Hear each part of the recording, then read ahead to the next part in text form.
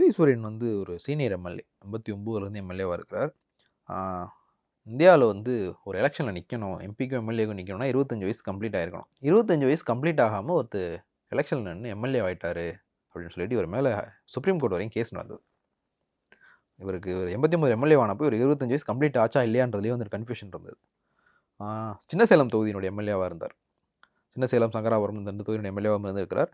ஒரு 2021 அமைச்சரவை அமைக்கப்பட்டப்போ இந்த அமைச்சரவையில் இருக்கிறவங்களை தாண்டி அமைச்சர் ஆகிறதுக்கான பொட்டென்ஷியல் இருக்கிற ஆட்கள் அப்படின்னு ஐடென்டிஃபை பண்ணப்பட்டவங்கள இவரும் ஒருத்தர். ஆனால் அந்த கள்ளக்குறிச்சி கள்ளசாராய மரணம் அந்த மாதிரியான விஷயங்கள் வந்து இவருடைய பேர் வந்து பயங்கரமாக அடிபட்டுருச்சு. ஸோ இவருக்கு தொகுதிக்குள்ளேயுமே வந்து இவருக்கு ஒரு அதிருப்தி இருக்குது, நான் ஃபஸ்ட்டே சொன்ன மாதிரி. அதனால் வந்து இவருக்கு வாய்ப்பு கிடைக்குமான்றது வந்து ஒரு டவுட். இப்போ வசந்தம் கார்த்திகேயனை பற்றி இது பண்ணும்போது வந்து ஒரு நிறைய திட்டங்களை வந்து தொகுதிக்குள்ளே கொண்டு வந்திருக்கிறார். ரிஷிவந்தியம் வந்து பெரும்பாலும் வந்து கிராமப்புறங்களை உள்ளடக்கின தொகுதி. அந்த தொகுதிக்கு வந்து நிறைய திட்டங்களை வந்து கொண்டு போயிருக்கிறார். ஆனால் சங்கராபுரத்துக்கு வந்து உதயசூரியன் அப்படியான விஷயங்களை பண்ணியிருக்கிறாரா அப்படிங்கிற ஒரு கேள்வி வந்து அங்கே திமுகவினர் மத்தியிலே இருக்குது. சீனியர் அப்படிங்கிறதுல வந்து இவருக்கு வாய்ப்பு கொடுக்கலாம். ஆனால் ஒரு பெரிய அதிருப்தி வந்து இவர் மேலே வந்து இருக்குது.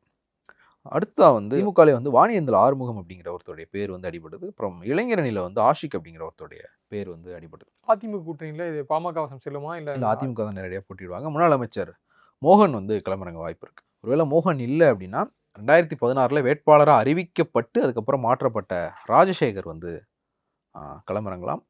அதே மாதிரி சின்னசேலம் பேரூராட்சியினுடைய துணைத் தலைவர் ராகேஷ் அவருக்கும் வாய்ப்பு இருக்குது. முன்னாள் எம்பி 2014 to 19 கள்ளக்குறிச்சி எம்பியாக இருந்த காமராஜும் வந்து இந்த தொகுதியில் வந்து வாய்ப்பு கேட்டுட்ருக்கார்.